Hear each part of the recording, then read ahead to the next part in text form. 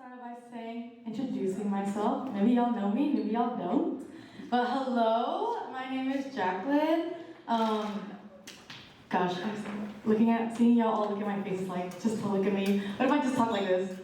Alright, well, even though it may seem like, you guys may think like, some of you might have seen me up here, lead worship, play piano, whatever it may be, but like I'm just as scared right now to be up here, like it's my first time here today. So please bear with me, y'all.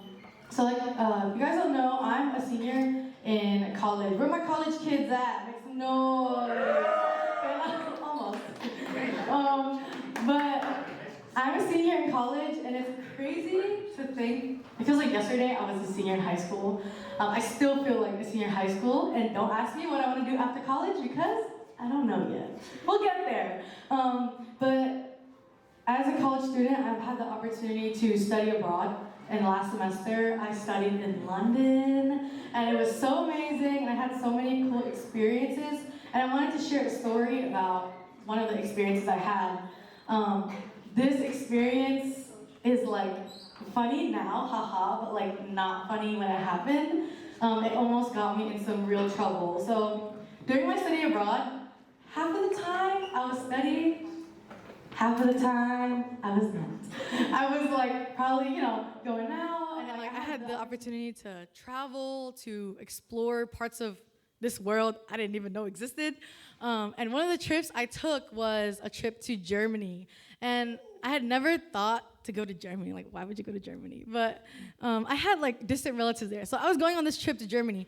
And the one thing about this trip that was so new to me was that I was traveling by myself for the first time, which meant I had to pack everything. I had to make sure I didn't forget my passport, my chargers, all that stuff. So I want to give you guys like some context, okay? So try to follow with me on this story. So my flight was at 9 a.m., right? And if you guys have ever taken international flights or traveled, you know that like you got to get at the airport early. Because if not, TSA is gonna hold you up, all these different things. Someone's bound to forget something, you have to go back. Well, I didn't have the luxury to go back because we took the cheaper flights for this traveling, like student budget. And the flight was at 9, so if you normally go to the airport early, you'd be there around like 7. This is like a.m., y'all, not p.m. So 7 a.m., and I'd have to be there at 7. But it takes an hour to get to the airport. So if you backtrack, that's 9 a.m. flight. 9 a.m. is like when they shut the doors, like boarding. Like you're on that flight or you're not on the flight. 7 a.m., you want to be like at the airport. It takes an hour to get there, so 6 a.m., I had to like leave the house. And like, I don't know about y'all, but leaving the house at 6 a.m. in the morning is like not it. It's really not it. And leaving at 6 means I had to wake up even earlier, right? So guess what time I woke up that day? Setting all my alarms, all these all these things. 9. Yeah. I was like, I'm gonna sleep early. Like I had all my things packed already. I woke up at 7:45. So basically 8 o'clock. And my flight was at 9. Like 9, they were leaving. And how long does it take to get to the airport? 1 hour. So, that's kind of interesting because it was like, I woke up. It's like one of those things where you wake up from like a good sleep. I woke up and looked at my phone and was like, oh, it's 7:45. It's 7:45. Like, I got to get out. I kid you not. I literally just changed my clothes and walked right out the door. I don't even remember if I brushed my teeth or not that day. Like, that's like, it's in the past now. It's fine. But I had to rush. So then I was like, okay, bus this way. I got on the bus to get on the train to get on the plane. It was a whole scenario, okay? And when I was on the bus, because I was by myself. So, like, no one was with me. Like, when I had traveled other times, I had, like, at least one friend to like have fun with me, but also to like wake me up, make sure I like get to places, like that, because I can't do that. And on the bus, there was this woman, and I'm like, there's like thoughts rushing through my head, like, oh my gosh, like I'm gonna be late. Oh my gosh, no, it's fine. Oh my gosh, like what do I do? And there's this lady like sitting over here, like probably the distance from like Celine right now, and we were like, because in London the buses they like face each other sometimes, and I was sitting there and I was just like tapping my foot and I was thinking, And I was like, I really want to talk to someone. Like, it's super early in America. Y'all still sleeping. Like, I really want to ask someone what I should do. So I asked this lady, like, hey, I was just like, are you going somewhere? Like, because we're headed to the airport. This lady was probably like, she was nice about it. Like, and then she said, hey. And as soon as she said, hey, and I felt like, oh, we're cool. Like, we're connected now. I started telling her, I was like, hey, I woke up late for my flight. Like, I'm going to Germany, like, as fast as I'm talking right now, guys. Like, super fast.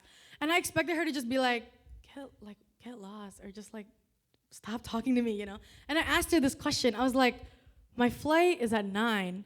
It's almost 8, and I'm barely at the train to make the 1 hour, like, commute.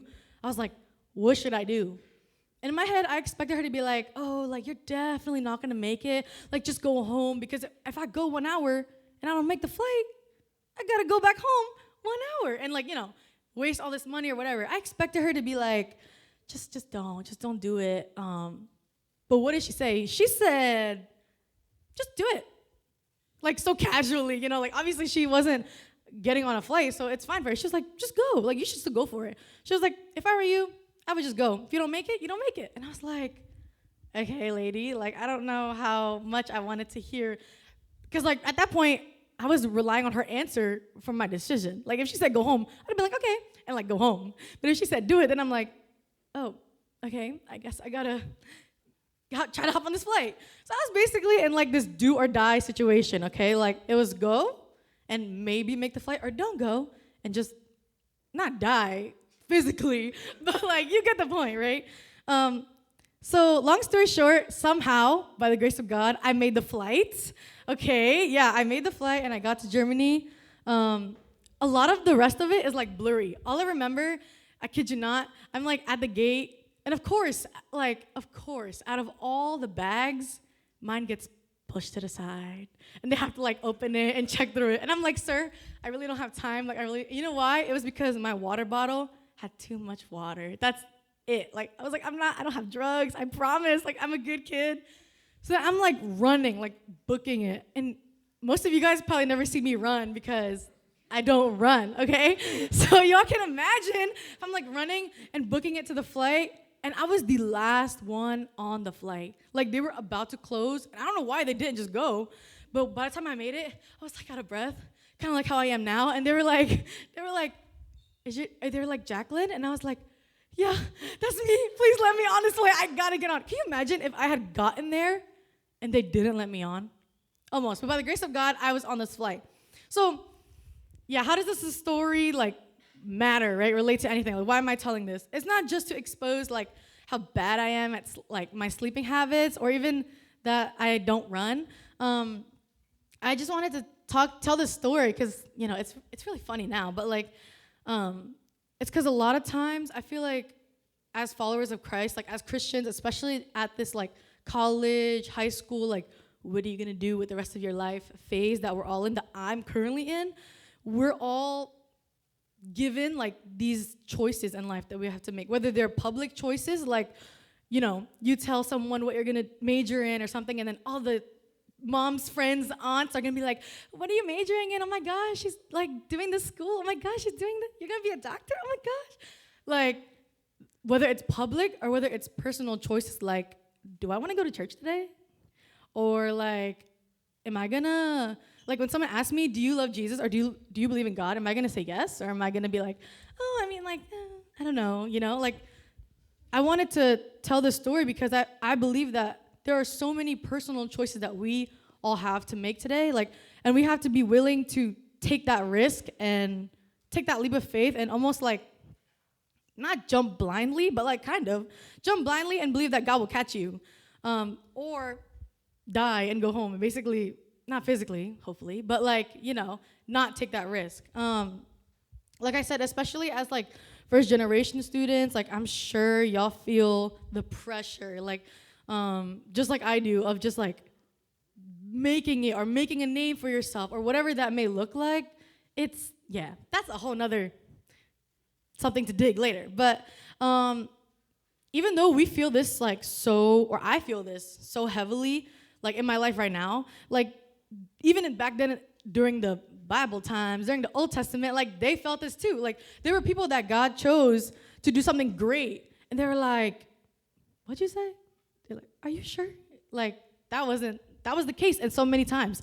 And I want to talk about someone today from the Bible who was in the same situation. Like, they had to risk everything they knew, everything they ever did in order to do something for God and, like, take that jump, right? And if you guys don't know the story, that's totally fine. Like, we're going to, like, kind of go through it and learn it together, okay? This guy, his name was Gideon. Can y'all say Gideon? No one's here. Name is Gideon, right? I don't want to offend anyone.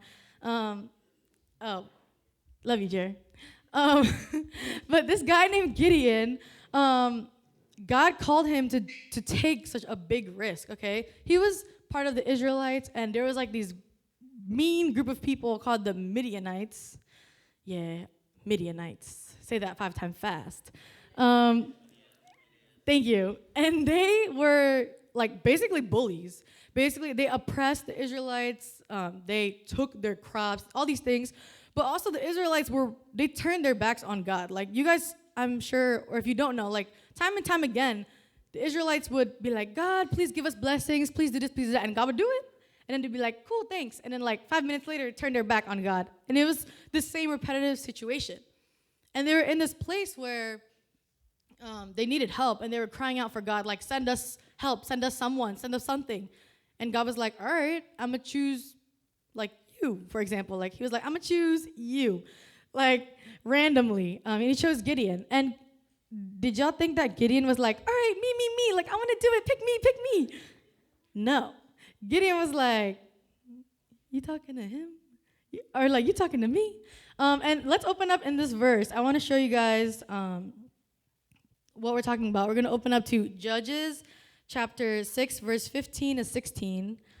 And this is where Gideon is, like, talking to God. He's, like, talking to the Lord, and he's asking him, like, are you sure? Are you sure? And they're going back and forth, back and forth. So can I ask you guys to read this with me?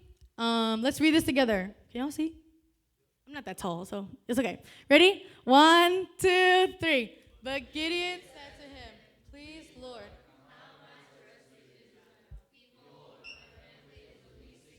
And Manasseh. And I am the youngest, smallest in my father's house. But the Lord answered him, I will certainly be with you, and you will strike down the Midianites as if they were only one man. Amen. Like, God is so funny sometimes, because you ask him, like, God, are you sure? Are you sure? And he's like, yeah, I'm sure. And, like, plain and simple. He's like, yeah, that's it. And if I was Gideon, shoot, I'd be like, God, you got the wrong person. Like, please don't do this to me. Like, because a little bit about Gideon, like, I mean, Gideon wasn't really, like, that special in a sense. He was an average guy, you know? Maybe, like, yay high. Actually, don't know at all if he was yay high, but it was like, you know, like a random, he was a farmer, guys. He like feed the crops, feed the chickens, you know. He didn't go to the gym. He wasn't built different. Nothing special about him, really. He just was a farmer. He was just a farmer guy that God decided to choose to save Israel. You know, no pressure. So Gideon was left with this, like, really difficult task, right? Like, this big choice to make. Like, do I follow God and maybe something good will happen, or do I just back out and have God use someone else, you know? So the title of my message today is Do or Die. Can you guys say that? 1, 2, 3. Do or die. Tell your neighbor, do or die. Do or die. Okay. And yeah, thank you, Kevin. And I wanted to talk about the reality of taking this risk, because it may seem like very black and white, right? Like, do this and follow God and he'll bless you, or whatever. And then, or not do this and then, like, suffer the consequences.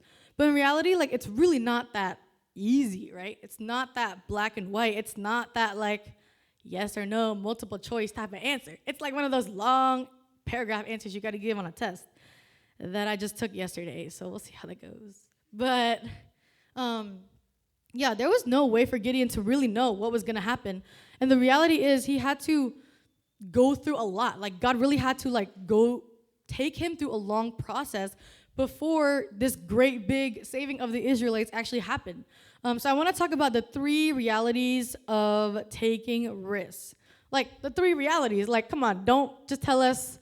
Like, if someone asks you, again, back to the whole college, what are you going to do with your life? Because, guys, that's like exactly where I'm at. So that's what I keep thinking of. But if someone asks you, oh, what do you want to be after college or after whatever, high school or anything? It's like you want to tell them, more school, unfortunately. You want to tell them, like, oh, X answer. But, like, it's not that simple, right? It's like, oh, but if this happens or if that happens, there's so many things. And the first risk I want to talk about, or the first reality of taking risks that I want to talk about is, number one, taking risks always, always, always, always comes with doubts. Can we say that together? 1, 2, 3. Taking risks always comes with doubts. Even though God directly himself, it's not even like your friend told you, like, hey, like, you should do this. I think this is good for you. And you're like, okay, like, I'll take your advice. It's like God himself, like, hey, Gideon. Like, you know, like, real deep voice, like, God specifically chose him. But what did Gideon do? Instead of, like, being, like, so, what's the word I'm looking for? Like, so secure and so assured that God chose him, he still doubted. Why? Because Gideon is still human, right? He still was like, I'm not sure if this is for me. And like we read earlier, like God was saying, how are you going to use me? Like, I'm literally like a nobody. Like, what can I do? So Gideon asked God for like these signs, and there's like a few of them, and we're not gonna go into too much detail. You know, you guys want to read about it at your home, you guys can read about more. But we're gonna read Judges 6, verse 39 to 40, and this is like when Gideon is like going back and forth, like, God, if you really are calling me, like, show me this sign, show me this sign, and show me this sign, and God really fulfilled all of them. So we're gonna read a little bit about it. Can you all read with me again? Judges 6, verse 39 to 40. 1, 2, 3. Then Gideon said to God,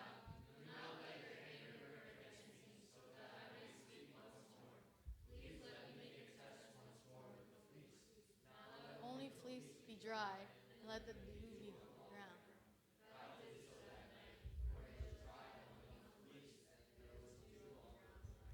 Amen. So, like, Gideon asked God, like, hey, if, like, you really want me to do this, if I'm the one that you choose, then please let this happen. Let only the fleece be dry and let the dew on the ground be wet. It's like if I put a towel on the floor right now and I ask God, somehow this towel has to be, did I say that right? Yeah, somehow, no, the towel has to be dry, but there has to be, like, water all around it. Like, it doesn't really happen that way with science, you know, but God still fulfilled like what Gideon had asked for him. So like I want to just remind you guys, like, doubts are normal. Like, having a doubt is normal. Like, I even doubted myself being up here when Judah first asked us to do this. I was like, I feel like usually I have a lot of things to say. Like, if you guys know me, I'm very rarely am I at a loss of words, or like I don't have anything to say. But when Judah first mentioned us doing all this, I feel like, I mean, I don't know if you ask Judah, because he's sitting right in front. It's like the principal watching you take a test. But if you ask, like, a lot of people, they'll probably tell you that I was pretty quiet about it. Like, I wasn't like, oh my gosh, okay, let's get this. Like, I was like, oh, me? Oh, okay. Somehow, by the grace of God, I'm here right now, and this is, like, even really scary for me doing this, but thank you, Judah, for letting me have the opportunity to speak up here.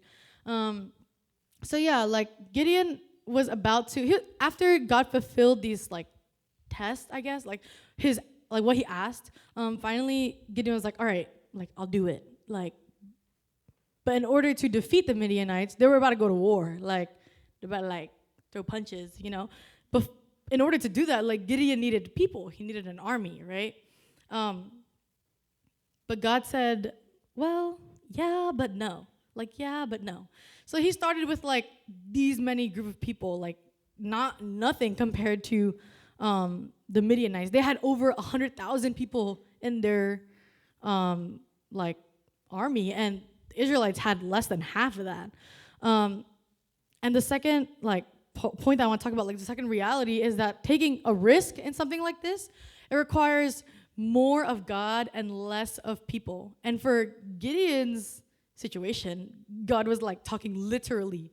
Like they're about to go to war, and God was like, imagine like this side of the room, right? Like y'all over here.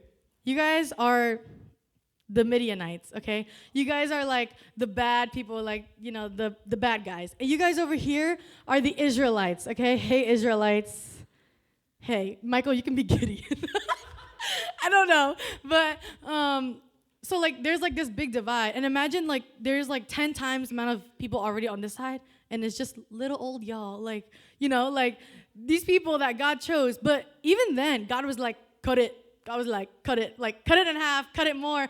That's too many, okay? And I want us to read more. Like, this is important to understand because, like, it wasn't just, like, a process where God was like, Gideon, I choose you, And then Gideon was like, I don't know, and eventually said yes, and then, like, boom, it happened, right? Or boom, like, they won the war. Like, no, God really took Gideon, like, through it, like, to test his faith, to see, like, if Gideon was willing to trust God more than trust the people that he had with him, the people on his back. So let's read this to get a better understanding. In Judges 7, verse 2 to 3. You guys ready to read it? All right. 1, 2, 3. Then the Lord said to Gideon, there are too many people with you.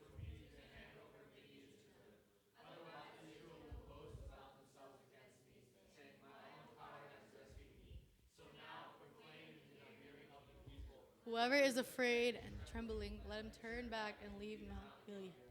So 22,000 men returned home.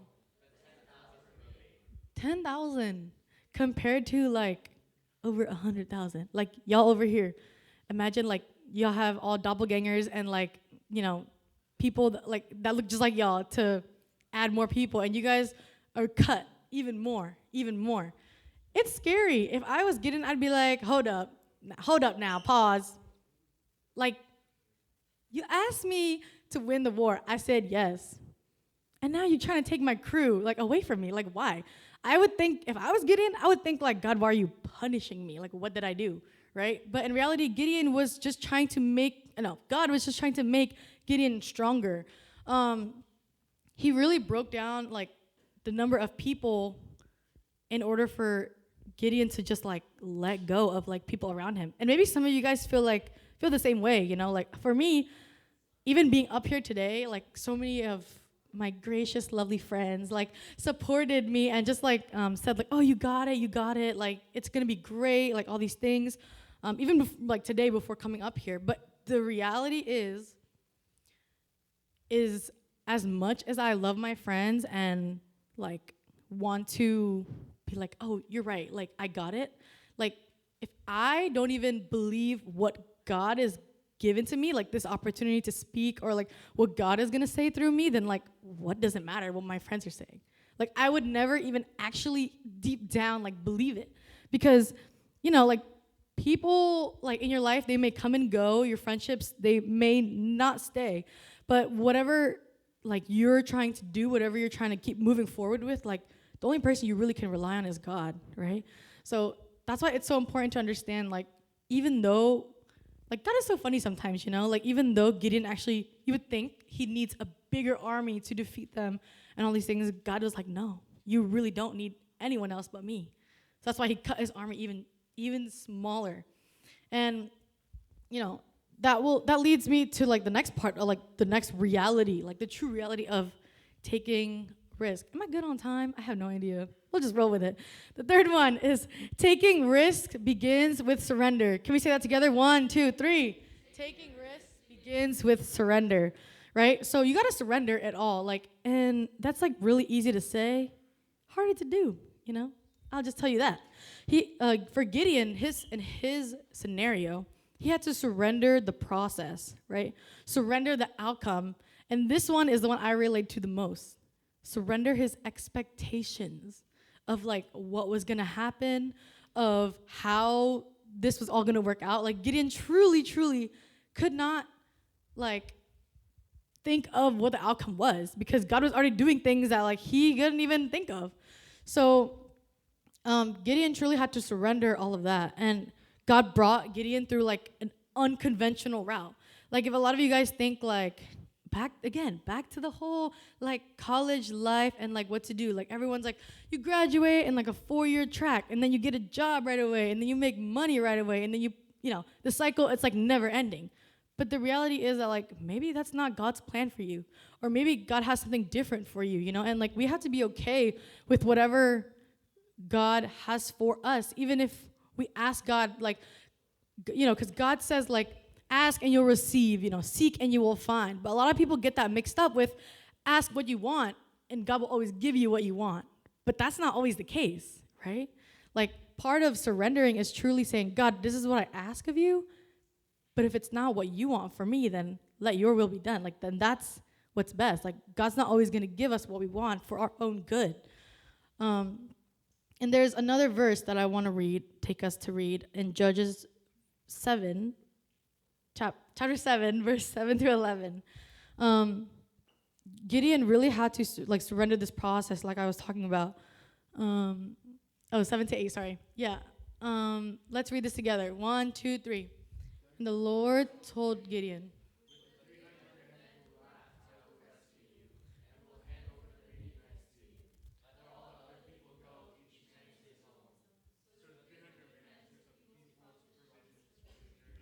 and their trumpets made the room.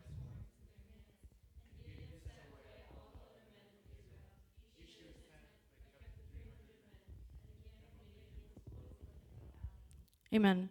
So in the end, God cut them even more. And at this point, I would have been like, you know what, God, like, I don't even know what you're doing. Like, I would have been back to the beginning, like, hesitating and doubting. But what's really important here is that Gideon literally, he kind of didn't have a choice. He kind of had to just follow God through. He was already in it. So he had to just keep seeing it through. And what happens in the end is that the Midianites, so Israel, they're in this camp and they're about to go attack them, right? And then instead God says, blow the ram horn. And when he blows his horn, the Midianites, they get scared. And they get scared, they're like, oh, someone's coming to attack us. But they really weren't yet.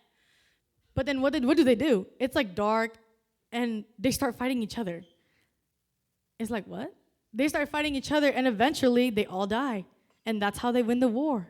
It's not even like there's no bloodbath. Well, not with the Israelites, but there's like no real war that they had to face. So those 300 people, like, if you think about it from the beginning, like, how are they going to even win, or how are they going to, you know, be able to defeat the Midianites? That's not even how God had planned for them to defeat them anyways. So like, again, there's no way Gideon could have known, but in reality, God really like guided Gideon through this, and he was able to win this victory. And like, how does this relate back to us, right? Like, during the discussion questions in the beginning, like, one of them was like, what is like a hope or dream that you have, or like something on your bucket list, right? And I want you guys to like think about what you said. Maybe you wrote like, oh, I want to like move to a different country, or this is the career I want, or I want for like, you know, this to happen with my family, or to have this kind of a relationship, or whatever it is. Like, part of taking that risk and whether or not you take that leap or do that is in like, these 3 realities will come in that process, no matter who you are, no matter how great you are, no matter how much power or money you have, like whatever it is, like God is going to take each and every one of us through these journeys in order to see the outcome, you know? So can I invite the worship team to come back up? I've always wanted to say that. And as we end here, like, I want to take us back to like the main part of this message, which is like, Gideon was able to bring the Israelites through like this battle, right? And they were able to win this battle. But the sad part is that after Gideon won and the Israelites won and God blesses them and everything, what does Israel do? It's not that they are like, thank you so much, God, and that they start to worship him and go back to him and leave their false idols behind. Or it's not that they like give everything that they have to look for God more. Like, once God had blessed them, once God had don't give up easy. Really don't give up easy. Love won't let me go. I know you're never leaving. Really don't give up easy. Really don't give up easy. Love won't let me go. People believing as soon as it's heated, but Real love will stay through the fire. Yeah, I got issues, but I won't get you confused. This is the real truth. You're patient and you're kind. You're patient and you're kind. Relentless through the night. Relentless through the night. There's no doubt in your mind. Yeah. No, Yeah. that I ain't worth the fight. Love won't let Let's me go. go. I know you never